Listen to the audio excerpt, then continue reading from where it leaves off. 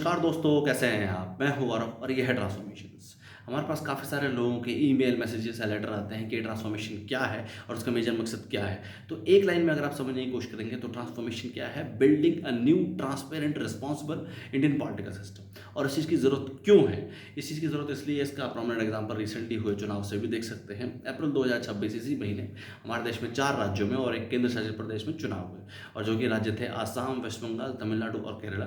और आपके जो यूनियन टेरिटरी था वो है पुडुचेरी। 800 से ज़्यादा विधायक की सीटों पर चुनाव हुए, मेंबर ऑफ लेजिस्लेटिव असेंबली, जो कि बहुत इंपॉर्टेंट पोस्ट होती है इंडियन डेमोक्रेसी में।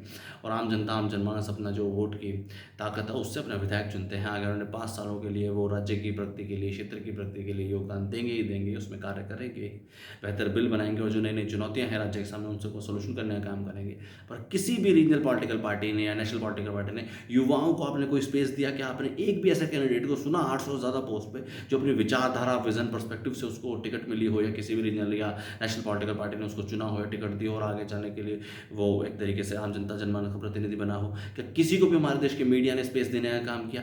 ऐसे एक एक भी आपने किसी के विचार सुने हो प्रिंट मीडिया में, नेशनल मीडिया में? क्या सिर्फ और सिर्फ डेमोक्रेसी सिर्फ इतनी ही है कि तमिलनाडु में इस बार टीएमके की सरकार कंटिन्यू होगी या नहीं होगी, या सिर्फ इतनी ही कि वेस्ट बंगाल में इस बार टीएमसी की सरकार वापस कंटिन्यू हो पाएगी या भाजपा की सरकार बन पाएगी, या असम में फिर दोबारा से भाजपा कंटिन्यू कर पाएगी या नहीं कर पाएगी? क्या सिर्फ और सिर्फ पूरे राज्यों को किसी एक रीजनल पॉलिटिकल पार्टी पे ही फोकस कर दिया जाए? क्या उस पॉलिटिकल पार्टी में कि किसी भी नए तरीके के युवाओं को ऐसी अपॉर्चुनिटी मिल पाई? क्या महिलाओं को इक्वल अपॉर्चुनिटी मिल पाई? बातें तो बहुत बड़ी बड़ी की गई महिला रिजर्वेशन बिल को लेके, और सारे डेटा, फैक्ट्स और इन सब चुनावों में भी देखा गया कि किसी भी पॉलिटिकल पार्टी ने 20% से ज़्यादा आपके जो है महिलाओं को सीटें नहीं दी, और वो भी सिर्फ और सिर्फ वेस्ट बंगाल बेस्ड ही है। इवन भाजपा या और भी तरीके की तमाम तरीके की पॉलिटिकल पार्टी हैं, उन्होंने भी इस तरीके का काम करने का काम नहीं किया है कि इक्वल अपॉर्चुनिटी दी हो या नए युवाओं को इस तरीके की अपॉर्चुनिटी दी हो।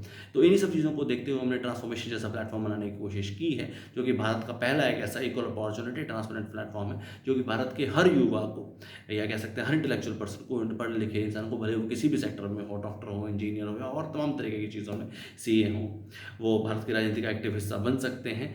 और आप सिर्फ और सिर्फ अपनी विचारधारा से, विजन से, पर्सपेक्टिव से आम जनता, आम जनमानस तक अपनी आवाज़ पहुंचा सकते हैं। हमारे प्लेटफॉर्म के थ्रू भी हम और हमारी टीम भी उनकी बहुत बहुत ज़्यादा मदद करेगी ताकि उनके जो विचार हैं आम जनता तक पहुंच सके। और आगे आने वाले चुनाव में, भले वो राज्य स्तरीय चुनाव हो, केंद्र स्तरीय चुनाव हो या पार्षद लेवल के चुनाव हो, जो 3 टायर म्यूनसिपल कॉर्पोरेशन के होते हैं, मेयर्स की पोस्ट के, और उनके वो प्रतिनिधि बन सके और आगे चल के 5 सालों के लिए अपने अपने क्षेत्र के, अपने राज्य की प्रगति में योगदान दे सकें और देश की प्रगति में योगदान दे सकें।